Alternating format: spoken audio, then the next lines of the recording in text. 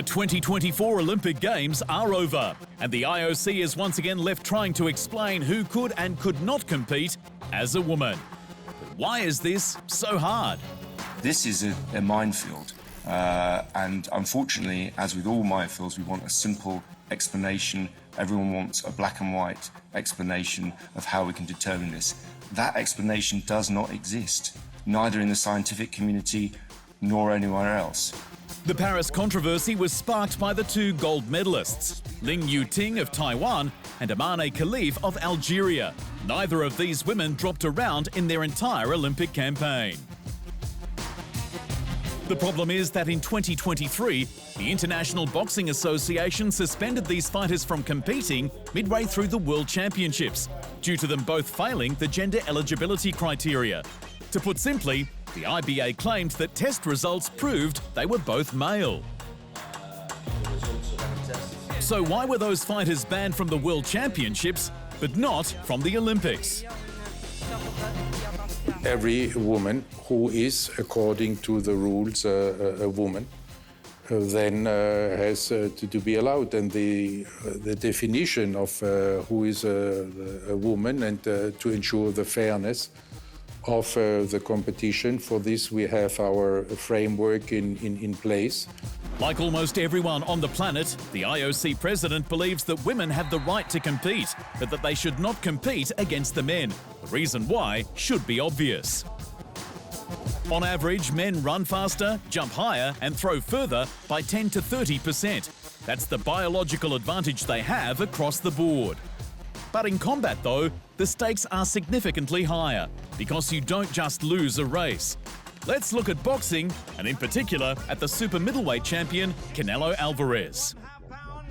As an undisputed title holder, Canelo is the #1 fighter in his division. His ring IQ is off the charts. His counterpunching is incredible. There's few better defensively. And this is important, he hits really, really hard.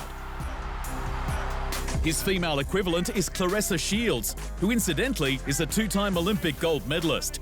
But T-Rex isn't just the undisputed best women's boxer at middleweight. She's the best from middle all the way up to heavyweight. She's the same size and weight as Canelo, but in reality, you'd never put Claressa in the ring with Canelo because Canelo would kill her. Possibly literally, because there is a fundamental biological difference between the fighters that gives Canelo a giant advantage. The IOC understands this. After all, that's why there are men's and women's competitions at the Games. So, what's the issue? Everyone needs to have certainty of the rules of competition. On the wider issue, there still is neither scientific or political consensus on this issue. It's not a black and white issue. That's not entirely true though, because there is scientific consensus on why a man like Canelo has such a huge athletic advantage over a woman like Claressa. That's testosterone. Amongst other things, this naturally occurring hormone results in increased bone and muscle mass, which leads to significant increases in speed, power and reflexes. In humans, testosterone is primarily produced by the testes, and testes only develop as a result of the XY chromosome pairing found in the vast majority of genetic males. Genetic females have an XX pairing, so no testes develop, resulting in minimal testosterone levels. Even a woman with exceptionally high levels of testosterone has around 20 times less testosterone than a man with low levels. But the IOC seems to be ignoring this.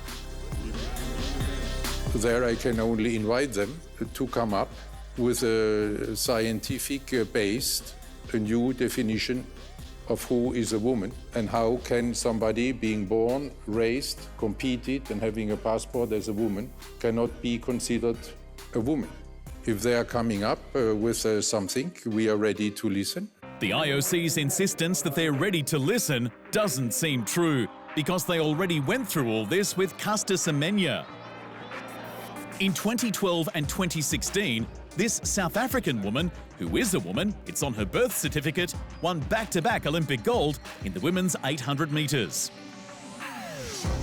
In 2019, World Athletics, who oversees athletics for the Olympics, created a new rule set for women with certain differences of sexual development, or DSDs for short.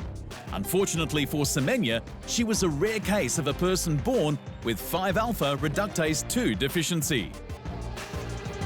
Basically, Semenya lived her entire life as a woman from birth, but it was discovered that she produced testosterone at levels equivalent to that of a man. Testing showed that Semenya has XY chromosomes and internal testes because she was a genetic male. We have sought to find a navigable route through, and that navigable route, I hope, results in those athletes with that condition remaining in the sport, being part of international sport, but the responsibility of an international federation that is responsible for our classifications, our rules, our codes, is to maintain, where possible, the level playing field in competition. So those regulations have been tabled specifically with that in mind. World Athletics recognised that this condition resulted in a massive and quantifiable advantage. They made it so that a woman with this DSD could medically suppress testosterone levels to continue competing as a woman. But Semenya understandably refused, and her career was over. For the IOC, Semenya's nightmare was easy. The decision was made by World Athletics because it's their responsibility to decide who can and cannot compete, and not the IOC's. For boxing, though, the testing done on the two controversial athletes was carried out by the IBA, who the IOC barred from the Olympics back in 2019 for general incompetence and years of ongoing corruption. I think the whole process is flawed, and therefore it's not up to me as a spokesperson, not a medical expert, but the whole process, as I understand it, is flawed from the very beginning, from the conception of the test to how the tests were shared with us, how the tests have become public. Midway through the 2023 World Championships, the IBA deliberately singled out these two boxers for testing. Both fighters were then disqualified for having XY chromosomes and high testosterone levels. But the specifics of the tests and the results have never been released. It's so flawed that it's impossible to engage with it. It doesn't mean that there can't be a process in the future, that we can't discuss this, but this specific test, and also with the credibility of the IBA as it is, it doesn't give any credibility to those tests or the method in which those tests were carried out. The IBA's actions, from the testing procedures to the timing of the announcements, were disgraceful. But the IOC's gender eligibility test is an athlete's passport, and that's not good enough.